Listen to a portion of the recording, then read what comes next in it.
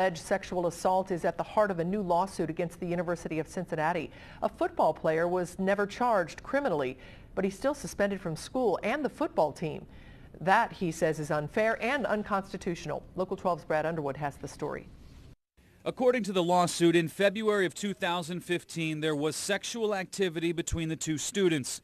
Afterwards, the two parted ways for the evening, but the next day, the female student went to police to report a sexual assault and injuries. The Cincinnati Police Department investigated it and found that it was unfounded. The University of Cincinnati Police did a little bit of an investigation, didn't go anywhere. Attorney Mike Allen is representing the suspended student. His name is not being released, but he is suing the university and two administrators after he was suspended by an administrative review committee. After the police did not file charges, the claim ended up in a Title IX office and then a hearing where rules of evidence don't apply and lawyers can't legally participate. It's just a prescription for disaster in that my client's due process rights are not protected in a situation like this.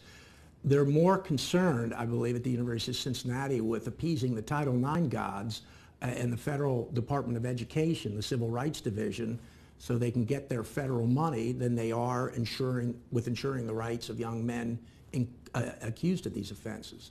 The lawsuit claims that since 2010, 10 similar cases have been presented. All the accused were found guilty and all appeals denied. I believe that Congress has to look at this, and they have to look at it soon because it is just so patently and blatantly unfair. The university did release a statement saying, quote, "The university is precluded by law on commenting about the circumstances of any specific case in terms of what happened and why.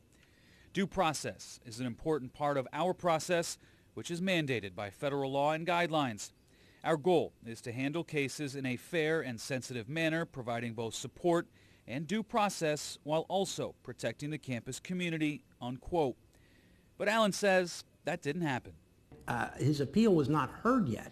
So the process was not even exhausted yet, and they threw him out of school. That's why we're in federal court. That's why we're attempting to obtain an injunction to overturn it, get him back into school, get him back on the football team.